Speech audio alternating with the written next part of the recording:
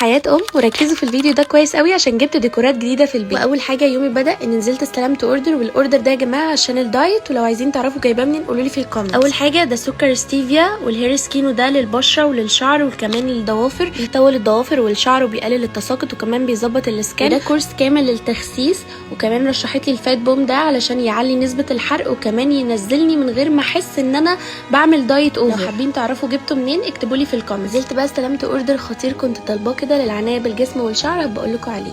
دخلت بقى عشان اجهز فطار كده وخلصت المواعين وانا بعمل الفطار. صراحه قلت هعمل فطار خفيف كده، هحمر بطاطس وكمان احط ساندوتشات في الميكر علشان نفطر وكل واحد يشوف هيعمل. فطرنا وخلصنا وبعد كده جهزت البيجامه بتاعتي عشان اخد شاور، وخدت شاور. الفتره دي بجرب سيرم من ليلاك وهير روز، سامع عنهم ريفيوز كتيره قوي، مجرد ما اشوف نتيجه هطلع اكلمكم عنها. وردوده بقى لبستها كده وشغلت لها عالم سمسم، وزي ما انتم شايفين انا كنت مركبه التابلوهات دي معاكم، بس بجد شكلها بقى عشوائي بالنسبه لي، ولاني بحب التجديد كلمت لولي جاليري خصوصا ان هي عامله عروض على التابلوهات عندها خطيره. اديتي بقى التابلوهات وهي بتبعتهم كده بالدبل فيس بتاعهم علشان تسهل علينا كل حاجه وتريحنا. حبيت اجيبهم ماتشنج كده مع السجاده ومع الديكوريشن بتاع الليفنج عندي، يكون فيهم هافان وكمان اخضر علشان الشجر، وده كان الفاينل لوك بتاعهم. وبجد يا جماعه شكلهم خطير، غيروا من شكل الليفنج قوي وكمان ادوا فايبس خطيره، خصوصا كلمه هوم دي بجد عجباني قوي وماشيه جدا جدا مع الليفنج ومديه روح كده للمكان لطيف ولذيذ قوي. كمان حطيتهم بصوا قصاد المرايه بالظبط عشان اللي يتصور يكون شكلهم شيك قوي. دي بقى اوضه الليفنج وكنت حاطه فيها حاجات كده، وزي ما انتم شايفين مخليه شكل الحيطه، فجبت بقى تابلوهات من عند لولي جاليري برضو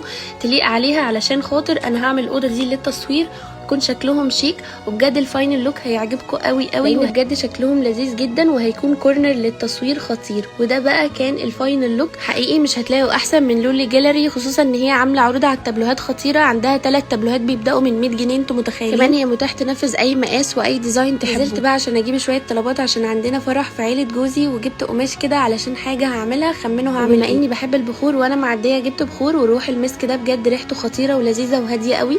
كمان يا جماعه عايزه اقول لكم ان انا جبت طقم احلامي. الطقم ده مش هتصدقوا شكله ان هو فعلا بلاستيك، وبجد البلاستيك بتاعه نضيف جدا، بيدخل مايكرويف والديش ووشر، وبجد حلو قوي وانا مبسوطه بيه جدا. دخلت بقى عشان اجهز الغدا، كان عندي هوت دوج عملته كده بالخضار وكمان حطيت عليه جبنه موتزاريلا، بجد كان جوسي وخطير. وانا بحب اكله بعيش عادي، لكن زوجي العزيز بيحب ياكله بمكرونه او رز. الحمد لله ربنا يديم علينا نعمه البيت وهدوء البيت. اتغدينا وخلاص طلبت بقى من هانكي احلى سموزي بطيخ بحبه، وبكده اليوم بتاعنا يكون خلص. باي.